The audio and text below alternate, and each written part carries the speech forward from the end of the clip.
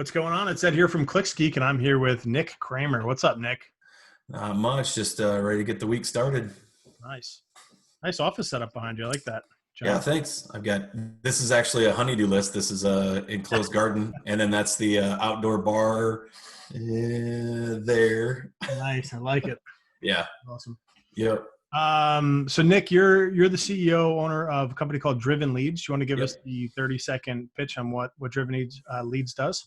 Yeah, Driven Leads is a lead generation company that we specialize in lead gen for real estate. We do real estate mortgage. We've got a couple other clients in other specialized sectors, but 95% of our clientele are residential real estate agents and brokers throughout the country. Awesome. Very cool. Yep. How many agents, to give a little context to the real estate community that's going to watch this video, give me a little context. Like, how much are you seeing of the market? Are you in 5 markets, 20 markets, 100 markets? I would say we're in 70 markets, 60, 70 markets throughout the country, large and small. Okay. It's funny because when we talk to a prospective client and they start talking about their area and I start mentioning subdivisions or suburbs in their area, they're like, how do you know that? Well, we've been doing it 10 years, so I know a lot of the geography. Right. That's Yeah. awesome. So, before we started recording, we were talking a little bit about housing prices, and your ability to kind of see behind the scenes and see numbers. Since we're, in the middle of this pandemic, what are you seeing in the market, and what are you kind of forecasting with your clients over the next, 90 days, 6 months, a year? What are you seeing happening? So it's a very unique time. Obviously, what we're seeing from our point of view is we're seeing a lot of, you're seeing that separation of people that run a business properly or people that run a business month to month. So you're going to see a lot of agents probably struggle that are running, not a great business, and then the agencies and brokers that are running a hardline business that are doing things properly are going to prosper. Housing prices haven't really shifted at all.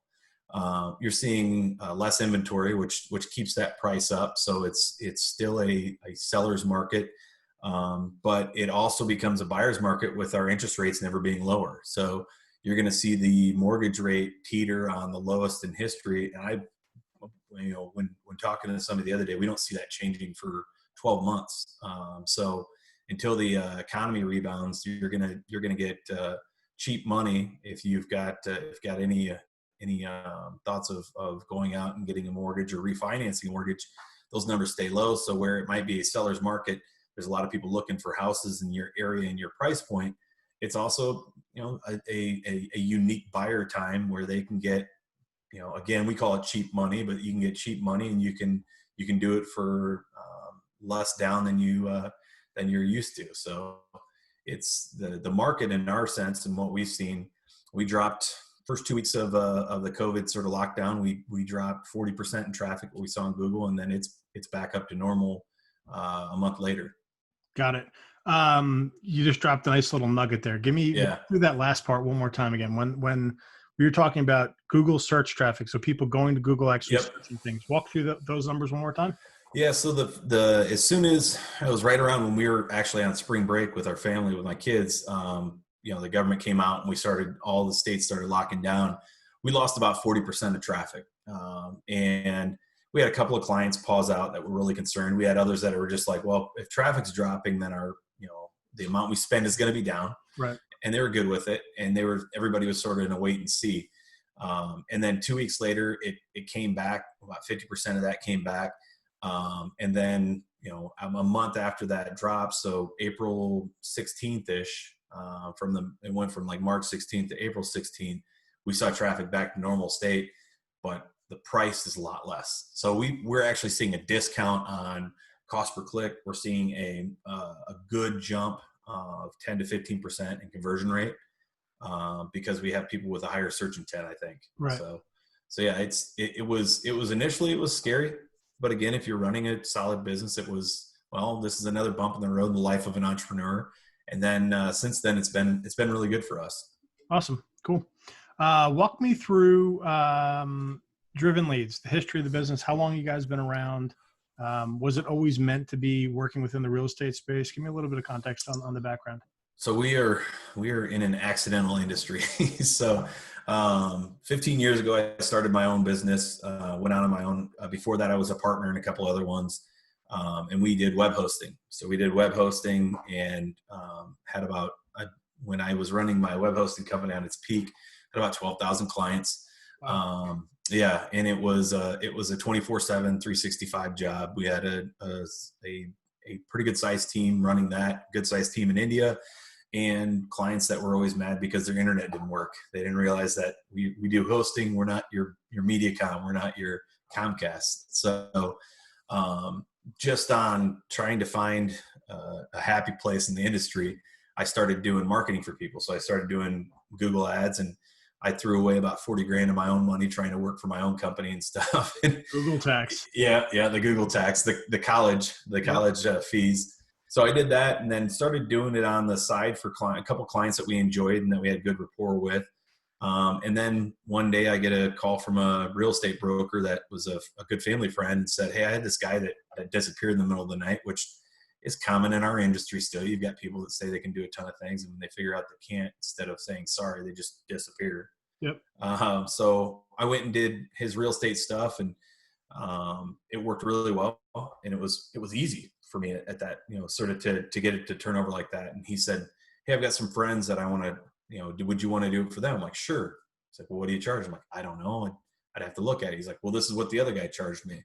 So we sort of figured that out and did two more. And then those two called two more people. And then I figured out accidentally that real estate agents don't like to work internally. They like to work nationally. So if they're working with the Remax friends or the KW friends or EXP friends, they're telling everybody in other markets that don't compete, "Hey, I've got a good solution here, a great solution there." So we went from 0 clients to, I want to say, 40 or 50 in the first year. Nice. And then, yeah, and really got overwhelmed with it and ended up selling my hosting company. And that's where Driven Leads came from, is I had it separated, and then it became a large business. I wanted it to be a consulting gig, so I didn't have to have employees, didn't have to have a 9 to 5, and then it became a lot bigger. I'm happy for it in the long run. We're pretty blessed to have the clients that we have, and honestly, we've up until last year, we've never spent a dime for 10 years doing Driven Leads and just having people refer out. So it's That's been a awesome. great thing. Yeah. Where are you guys at monthly revenue? Monthly revenue, we had a dip. Was it a year and a half ago? And I was talking to Josh about that on a webinar with him. We had a dip where I sort of stepped back, and we were at about, I want to say 80 at that point. Dropped down to 60, back up to 70, and doing it in a healthy manner. Yep. We really don't go out and push the envelope for new clients. We kind of be picky, choosy, and try to get a good set. But that's where we're hovering at right now. Yep. Yeah, it's interesting right now when there's been a dip in activity kind of across the board in most markets, unless you're in an essential services type business. Mm-hmm. If you've got that dip in revenue, you get the ability to, in hindsight, things you wish you would have done correctly the first time around. Yeah. Document the process better. You can onboard people better. You can pick better people to work with. Yeah. Yeah. It's kind of a blessing and a curse. Is a weird. It really is. If you spend, I don't belittle anybody for spending the first week or the first few days of being like, "Oh my God, what's going to happen to me? What's going to happen to my family?" But people that are going to there's still people sitting there talking about how terrible it is for them. Well, get up. Nobody handed you it the first time. Then nobody's going to hand it to you the second time. And opportunity knocks. Go out there and adapt to your surroundings. So yeah, I've seen a bunch of people like you and others that have gotten really good at that, right? That have gone out and adapted and adjusted to the surroundings and actually come out stronger than before on it. Yep. Yeah. I was talking with a colleague of mine, actually, Tyler. Yep. And we're both World War II buffs. We love that period of history. Yeah, me too. We're just like, this sucks. There's no, other way to put that. This time sucks. However, this could be, right at the cusp of World War II, where your business was just basically taken over by the government because you've got to get shipped off the war. I mean, in the grand scheme of things, it could be so much worse than it actually is. Yep. So yeah, I mean, you nailed it, man. I believe in the power of next. Keep moving forward, one step in front of the other. All right. So let's talk about Google Ads for real estate agents and brokers. Hmm. Walk me through that difference. Actually, do you prefer to work with brokers over agents, or a certain style of agent, or a certain number of doors per month? Like, what's your Yeah. So the the easy answer is we like to work with that. We like to work with good people, good humans, right? Mhm. So we work with a couple of top 10 teams in the nation. A guy out in South Carolina, Jeff Cook's a guy that we work with that's massive. Yep. There hundreds of agents on his team. And then we work with a bunch of people that are just starting out, that are smaller budget. It's just them and maybe one other agent that they're working leads together, because we see the value in that. We see the value in helping anybody in any set. So my preference really is to work with somebody that's open to communication, open to letting us point them in the right direction. Yep. Now, 4 years ago, we had an avatar. I mean, it was a single agent there was an agent that was looking to build a team, or that wanted to go from 24 sides. So either 24 buyer or seller clients. So they did 24 deals, and they wanted to go to 48 because it was an easy math equation for us. We could say, okay, generate 100 leads a month. You close 2 of those deals a month, which sounds crazy in a lot of other lead gen sets, but Yep. that's doubling. That's 2 more deals a month, which doubles your from 24 to 48. You'd hand them the math equation, say, this is what's going to cost you. They couldn't believe it. And a bunch of them did it well. Yep. And now those are actually agents that have become brokers and now run big teams. So we've learned to sort of adapt to that. And we used to shy away from the teams, but now that we found good teams to work with, we enjoy them just as much. Nice. And when we talk PPC for agents and brokers, are you using just Google Ads, or are you also using Facebook as well? We'll do Google Ads. We love Microsoft. It's an older, more wealthy demographic, I guess. So Microsoft has a couple things. It's got people that own houses that are looking to either downsize or upgrade. So you could be a double end that. We'll do Facebook. I don't like Facebook for lead generation on a pure cold traffic, retargeting, remarketing. I Yep. love Facebook. So we'll run Facebook for some clients, and it's all based on a custom solution. They've got to have a good amount of traffic come into their site already for us to retarget and hit them on. And then, doing some display, and then, peppering in YouTube more and more now that people are learning that YouTube's just identical to Facebook, and it's like having your own personal commercials. Right. Walk me through. It's a pretty robust suite of services. It's a lot of platforms to offer. Yeah. What's a typical agent, like a 1 or 2 person shop? What do they realistically need, and like what are you looking at ad budget wise to roll something like that out? Yeah, for a single agent. So if a single agent comes to us and they might be generating leads from Zillow and Realtor.com, and they might have their sphere of influence that they talk about, their friends and families and neighbors and past clients. If they seem like they're a hard charging agent and they want to work leads, we'll tell them a solo agent can do 60 leads a month. So it's 2 a day. You've got to do a good follow up on it. You can't just call once and say, well, they didn't answer, to hell with them. Yep. So typically we look at it and say, 60 leads a month. Now, everything gets thrown out of the window if you've got an ISA, if you got an inside sales agent, or if you've got a virtual sales agent, calling on them and doing that follow-up. There's a bunch of solutions out there that our clients will work with to just dial for dollars with those. And then their agents are just going into a warmer lead that person said, yeah, I'm interested in looking at this house, or yeah, I want to know more information about the area. So with that, they can double up their lead count. So it sort of depends on what that agent is looking to do, and what the DNA of their business looks like. So it really is customized.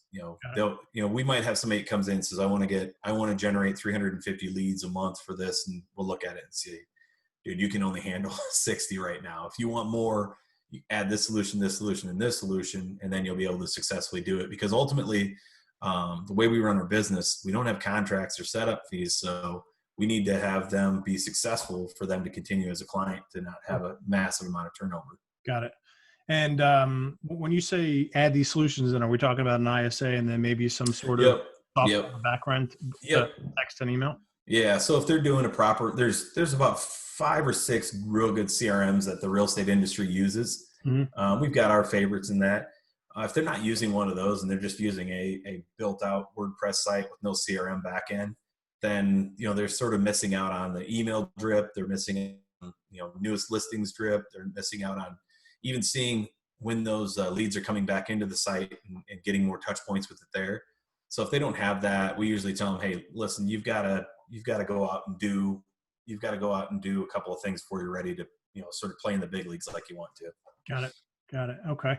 Um, Walk me through your approach with Google Ads for the real estate industry. Are you a guy that's going after properties for sale in markets, or are you doing agent near me type keywords? What's your methodology when it comes to generating leads for agents and brokers? So purely, unless it's something that somebody's come to us with what they want to do, our Yep. first set is buyer side leads.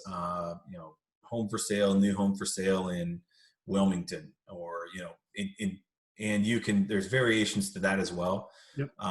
But that's where the highest volume is. That's where you can get into it. That's where your numbers are going to hit. When you're talking about people that want to do agent in Wilmington, Yep. or agent, best agent in Bettendorf, Iowa. You could be paying, the difference is 60 cents a click or $6 a click. So if the client wants to do that, we've got to make sure that they're going to answer the phone. The biggest issue we have with agents, and we'll point it out to them if they pass the test, and you ask them, if I called you right now, if I had somebody randomly call your phone number right now, are you going to answer the phone? If it's well, I've got this or that, then we're not going to do the $6 click, because somebody has to answer that phone 100% of the time. Right. If they've got those systems in place, yeah, we'll run that traffic, and Okay. and we'll help them with their confidence level. But sometimes you got to help them get out of their own way. And be that consultant that's going to point out, yeah, that traffic is great, and you could get some good deals from that, but you're going to burn a ton of cash with not having your systems in place. Yep. So typically, most of our clients that we work with are going to do the buyer side stuff, properties for sale in, homes for sale in, homes, depending on what they want, what they're looking for. Will you break We'll those give them into 2 separate campaigns, Yep. or keep them all in one? Yep. Separate? Yeah. So you break all those out into, so it can get real integral. So Right. the simplistic set is you could have, if somebody wants to run a Charlotte homes for sale campaign, then we could just run that, where it could run nationally, it could run the entire country or the entire world if you want. And then you would break that out into homes and houses, condos, real estate, townhomes if you want.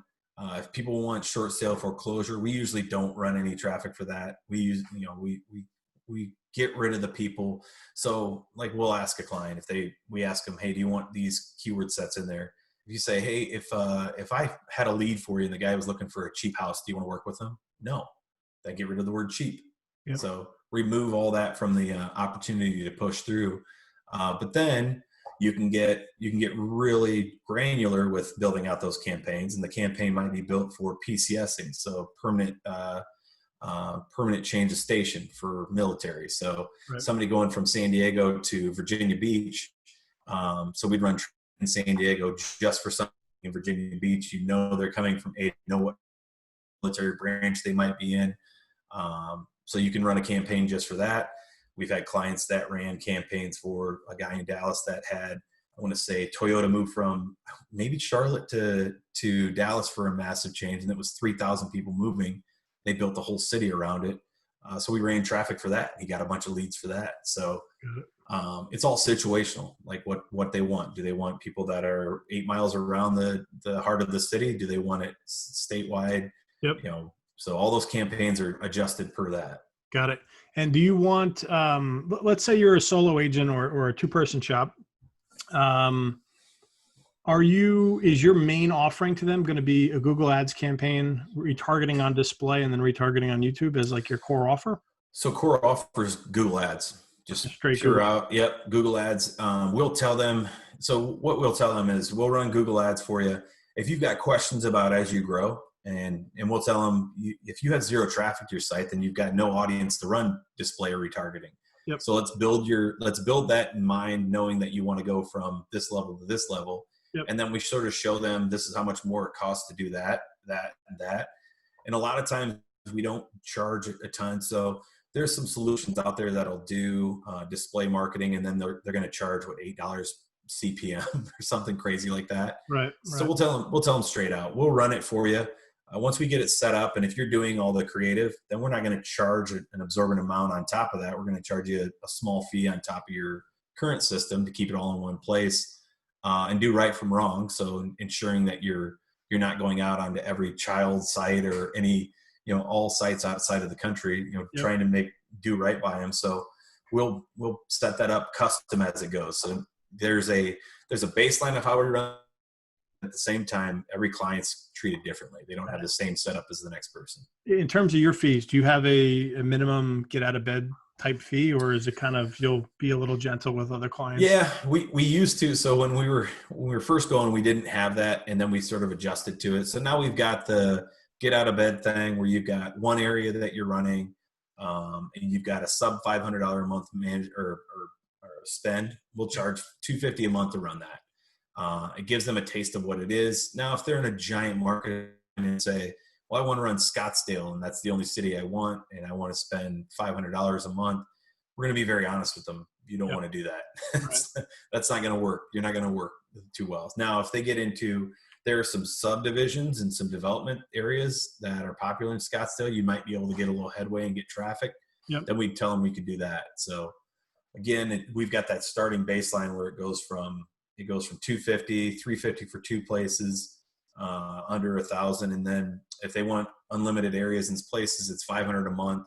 And then after $5,000 in ad spend, we just go to a 10% of ad spend fee. Got it. Okay. If someone was new to Google Ads, or if an agent or a broker was new to Google Ads, what should they know about the Google Ads platform? Google's not your friend. So Google's got a lot of good ideas on how they think you should spend your money.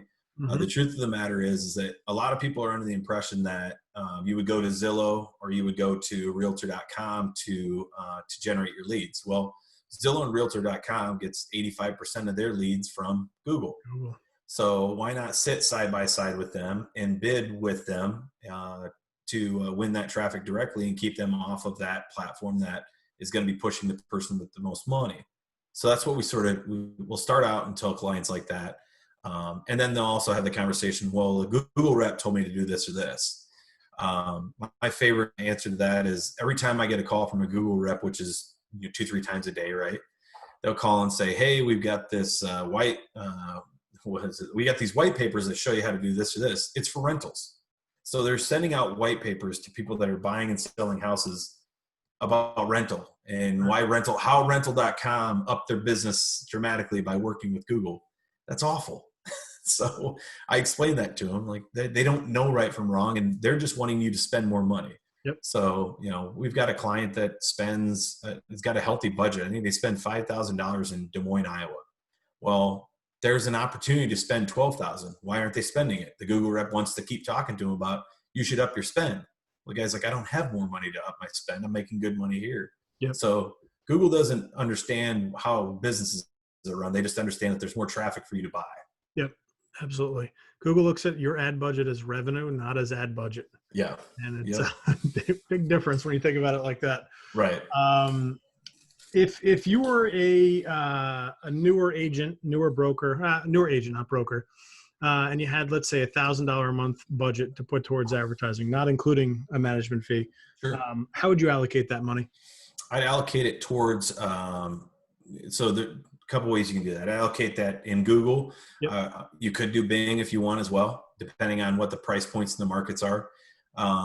Anything over $250,000 property average sale price, you're going to start to see a raise in competition and cost per click. Mm-hmm. But what we tell our agents is don't go after $1 million property if there's not a lot of people searching for $1 million properties in this area or that. Go after a market, in your market. If you're looking at a metro area, where's the most transactions coming from? What zip code had the most transactions that gets the most searches? That there's there's a exact correlation now, and there's more searches for that. There's more opportunity for that. And then also as an agent, where have you sold homes? So the worst thing you can do is generate a bunch of leads in an area that you've never worked and you're not familiar with, and you don't even know where the best restaurants are. And you start to talk to a lead, and let's say Ed's deciding he wanted to move to Arizona, and Ed's like, well, where's a good area for my kids to, good place for me to get close to parks for my kids? Like, well, I'm not sure. I don't really sell. I live 30 minutes south of there, so I'm not sure. Like, Right. click. Yep.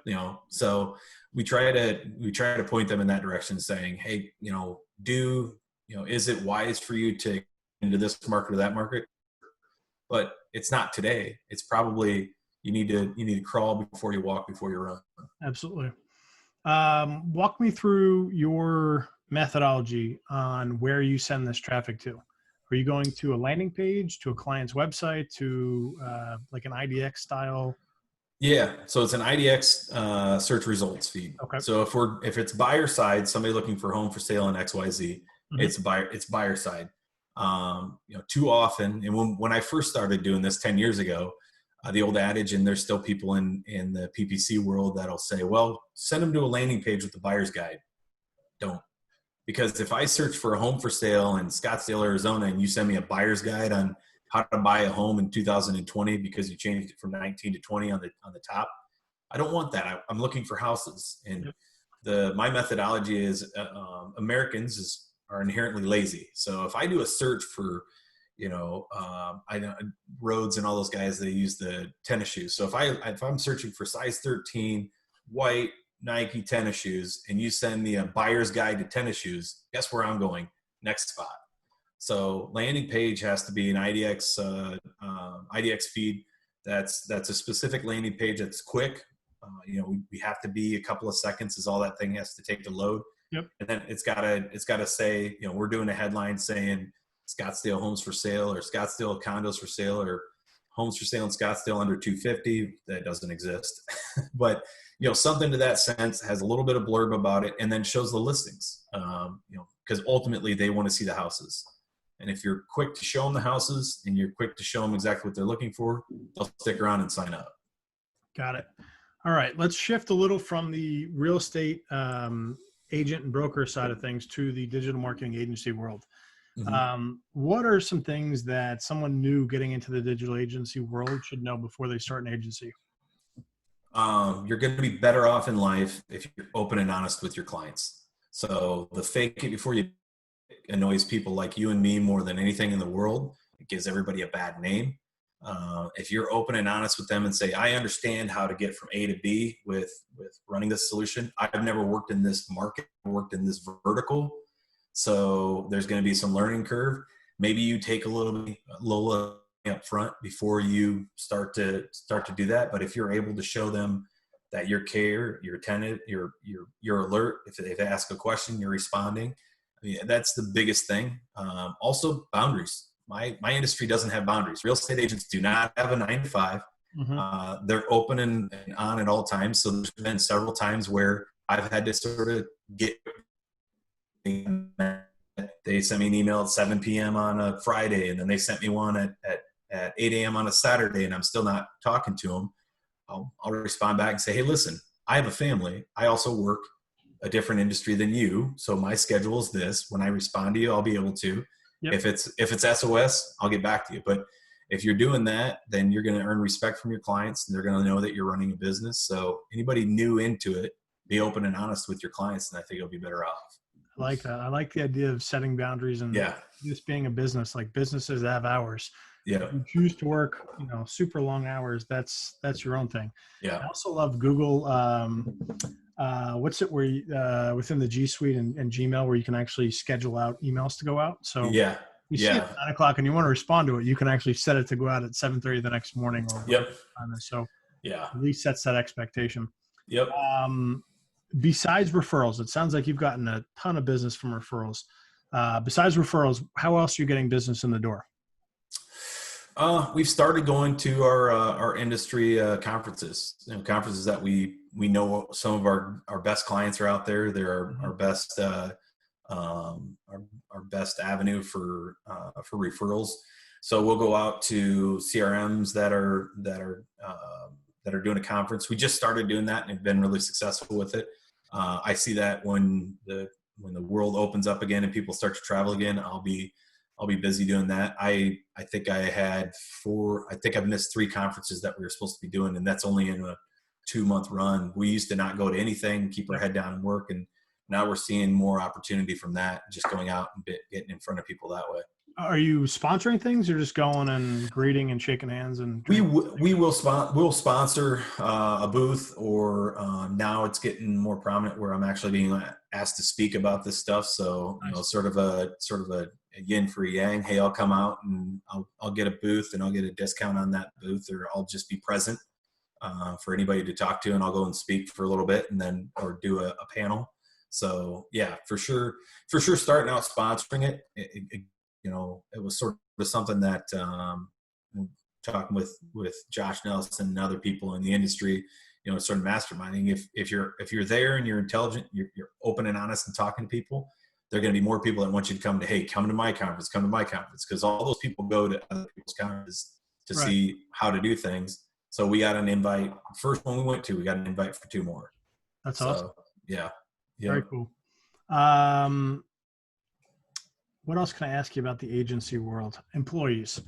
How many? Best. Yeah, that tends to be a sore spot for people. Do you hire in-house? Do you just do everything yourself? Do you outsource some work? What's your makeup like in your agency? Yeah. So right now, 100% clarity. We are 100% US. We're 100% in office.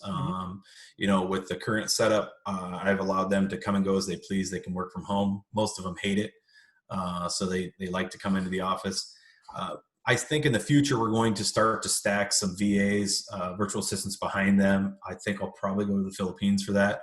In my last agency, we worked pretty much in India. It just didn't work well, and you're going to hear that more times than not from a lot of people. So when it comes to employees and hiring, I suck at it, honestly. I'm quick to hire and slow to fire.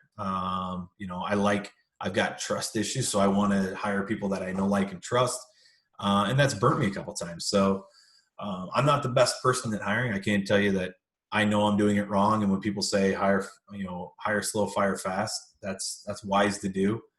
And I think you could go out and stack a ton of people behind you and do a whole virtual team.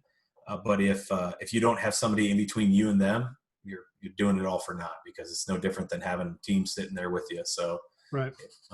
That's something I see with that. The other thing in the industry that I always tell everybody, I'm big into entrepreneurship. So I do junior achievement. I'm on the board for junior achievement in my area, and it's about entrepreneurship and financial fiscal responsibility. I tell anybody, if you're running a business, if you're doing consulting and you're anywhere close to 6 figures, you need to have a good accountant, and you need to have a good attorney. And that attorney you might talk to once or twice a year, but you need to have somebody that you feel confident you can talk to. And it costs you a lot less to talk to them before than after. Yep. So those are big things. Again, if you get advice from entrepreneurs like us, you're probably getting that advice from them making mistakes as well.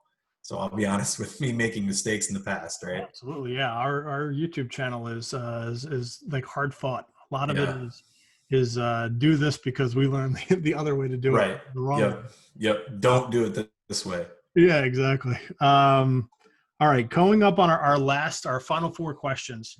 What was the last book that you read? Last book I read was Retargeting Recipes from Justin. Yeah, Justin Brooke. I don't read a ton, honestly. Gotcha. All right. Well, then I don't know if I should ask you my next question. No, you can. You can. What was your favorite book? My favorite book was Scaling Up, Vern Harnish. Yep. I have that sitting right there. Yeah. So that was a good one. That was eye-opening to realize, hey, if you want to get from A to B, you can't get there. You've got to get there by changing things out. And honestly, I used to, and I've met him personally a couple times since. I used to just think Frank Kern was, full of hot air. I saw him speak one time, and he started out and he said, if your business, if you haven't made $1 million running your business, and whether that's 100,000 a year for 10 years or anything else like that, then you need to leave the room right now. There's a couple people get up and he's like, I'm okay with upsetting people. I got paid a lot of money to speak here. They said, after, he goes, if you're trying to make your second $1 million the same way you made your first, you're going to fail. When he said that, a light went off. I'm like, he's exactly right. Because, as you scale your business, the identity, everything changes. So I really took to like soaking in a lot of Frank's stuff. I'm a Perry Marshall disciple from way back. So, his 80-20 book was a big one for me to sort of kick out and I can't hear a shotgun rack without thinking of Perry. Yeah, rack the shotgun. That's exactly right. Yeah. So yeah, it's stuff like that. My issue with reading is I get too hyper focused. I got ADHD, so if I start reading something, I'll talk to you tomorrow because I'm going to read the whole damn thing right away. Not a bad problem. That's It's not. It's not. All right. Third question is, what is the best advice you've ever been given, and who gave it to you? Best advice. That's a tough one. There's so many different things. So, I don't know. I think the best advice my dad ever gave me, and it's advice off of a quote from, who was it? It's essentially, things don't happen by accident. Everything happens for a reason, and and hard work has a lot to do with it. So, growing up at a farm family, I'm the first person in my 5 generations to not grow up on a dairy farm, which is kind of, people are wired different. You work sun up, sun down.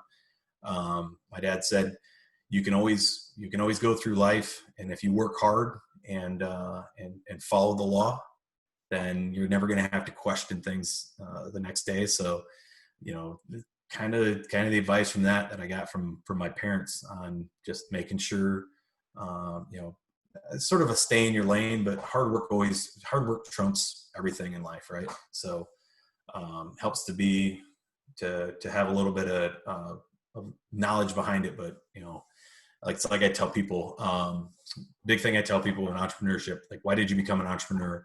My answer was because I knew I could dig a ditch or roof a house. And they said, what's that a metaphor for? I'm like, digging a ditch or roofing a house. I know how to do both. So, I knew I could always work harder than the next person. And now you have to learn to adjust and work smarter at this point. But yeah, the advice my parents have always given me is stuff like that. Nice. Last question is, if you could go back and talk to your 20-year-old self, what would you say to Nick, 20-year-old Nick? You're not that busy. I mean, I think that's anybody pre-kids, right? You're not that busy because you sit down at the end of the day and you take a big sigh and you turn to your wife, you're like, what the hell did we do before we had kids? I thought I was busy. Yep. And that's what I would say. There's another farm phrase is sunshine and make hay. So you always make hay when the sun's shining because you can't when it's wet. Yep. And the weather isn't great.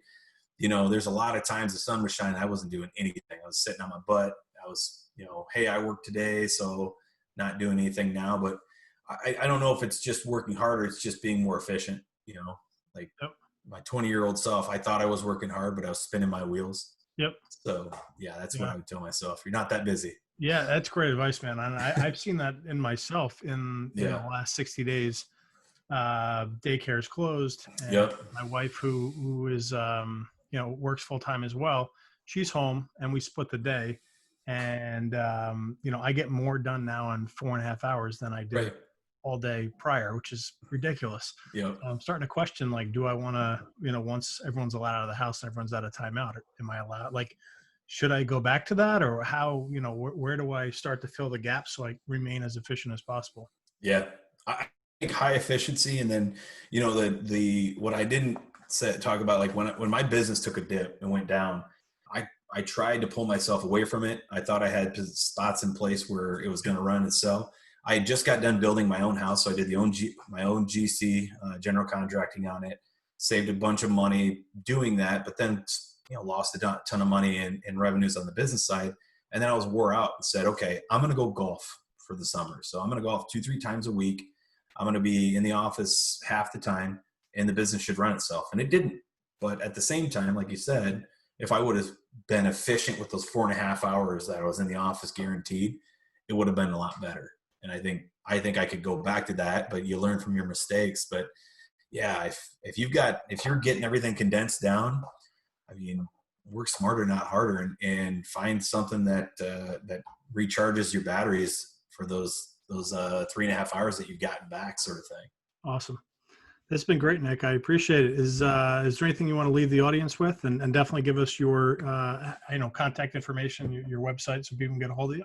Yeah, the thing I would say is, if anybody, people watching this, the people that are looking to be their own digital agency guy and wanting to learn from it, ask questions. I reached out to some really high up people on my way up, and I'm sure you did too. And the biggest surprise I got is they responded, and they were quick to answer those questions and be thoughtful. So I always make myself open to people that have questions or people want to learn how to do certain things. So there's no dumb. The only dumb question is the one that's not asked, right? So I tell people ask questions all the time, but then at the same time, listen. So don't keep asking questions and not paying attention to listening. So I always tell people More that than too. that, it's implement what they're Right. telling you. Right. Yep. For sure. But Cool. yeah, that'd be all I have. Cool. And what's your website? How do people get a hold of you? Website's www.drivenleads.com. The shirt here. We're pretty easy to get in touch with. We've got live chat on there. We've got phone number, emails. My direct email is just nick@drivenleads.com. If anybody's got questions, comments, or concerns for me. So pretty easy to get in touch with. Awesome. Well, thank you very much, Nick. I appreciate it. I appreciate it, Ed. Thanks for everything. Absolutely.